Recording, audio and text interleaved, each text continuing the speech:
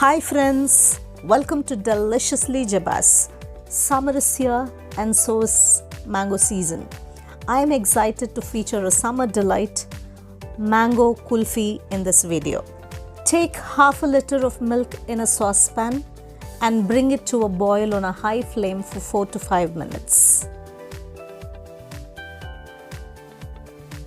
When the milk begins to boil up, immediately have the flame on low and continue to boil the milk until it reduces to half its quantity.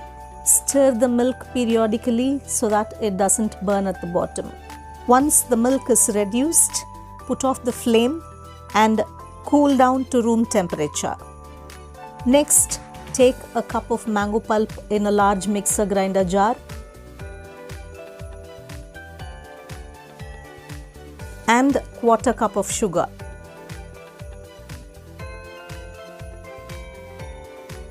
Blend them into a fine puree like so.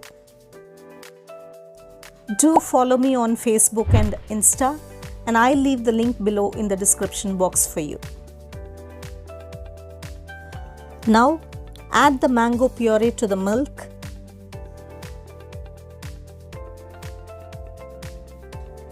and mix it until they are well incorporated. Do try this recipe in your kitchen and share your experiences in the comment section below. Take a kulfi mold and fill about 3/4 of the kulfi mold with the kulfi mixture like so. You know, mango kulfi is a frozen summer dessert made with milk, sugar and some sweet ripe mangoes. You can also flavor it with some cardamom and nuts if you want to. I've used Alfonso mango variety for this dish. You can use any mangoes of your choice. Fill the kulfi mixture in all the molds like so. You know, this dessert is a 16th century gift from the Mughals. Cover with the lid